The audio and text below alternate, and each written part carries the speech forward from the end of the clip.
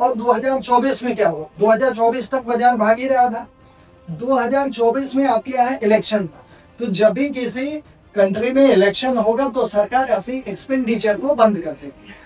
तीन लोग एक्सपेंडिचर करते हैं ये इकोनॉमी में, एक पब्लिक, एक प्राइवेट और एक हाउस होल्ड, तीन लोग हो गए सर। पब्लिक का एक्सपेंडिचर जो सरकार कैपेक्स के रूप में, कैपिटल एक्सपेंडिचर, जो पुराने जितने बजट आ रहे थे सरकार खुला खर्चा कर रही थी और इसी कारण हमारी मैन्युफैक्चरिंग स्टॉक वगैरह बढ़ रहा, मगर सरकार ने वो खर्चा 2024 में इलेक्शन के चक्कर में कम कर दिया। तो लिक्विडिटी पोजीशन पहले ही टाइट थी, सरकार ने खर्चा भी बंद कर दिया तो और टाइट हो गई। और तीसरा ये होगा कि आरबीआई ने जो अनसिक्योर्ड लोन्स को देने की प्रथा चल रही थी एनबीएफसी के द्वारा, वो नॉर्म्स को काफी टाइटन कर दिया। तो ये सब होने के कारण बाजार की लिक्विडिटी क्या है, सक हो जाएगी।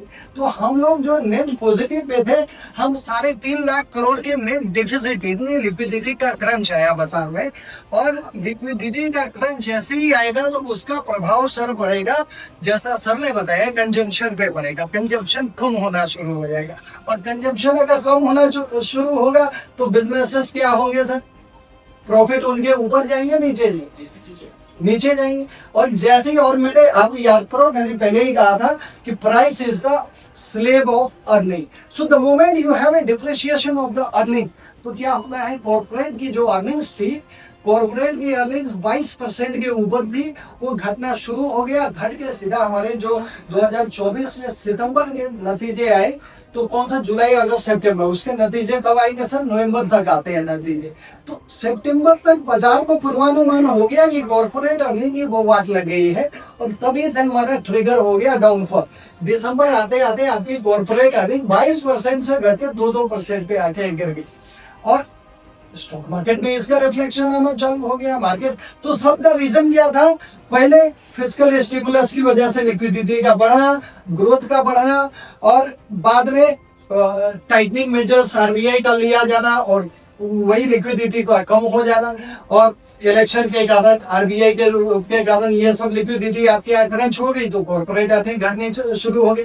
अब आता है जी 2025 में क्या हुआ सर, इधर जब हम लोग ट्रम्प के बारे में देख रहे थे, हम ऑपरेशन सिंदूर के बारे में देख रहे थे, हमें लग रहा था नेगेटिविटी फैल गई है, मार्केट टूटने वाली है, बैंड बजने वाली है मार्केट, वर्ल्ड वॉर, कितने लोग कितने साल से तो वर्ल्ड वॉर करा रहे।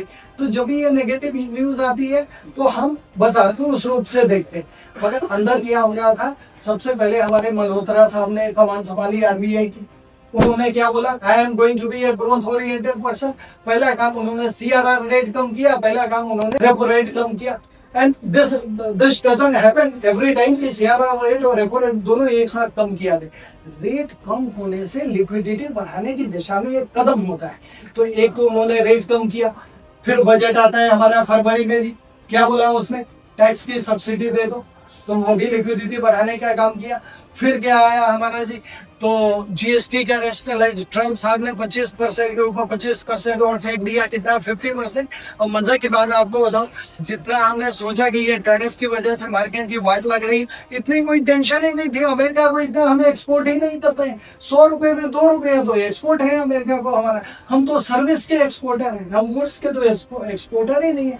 तो 2 दिन भले जेम्स एंड ज्वेलरी, आर्किटेक्चर, ये सब को जरूर हिट लगा, मगर टैरिफ के प्रभाव से हमें कोई हिट नहीं लगा, उल्टा हमें जीएसटी का बोनासा मिल गया।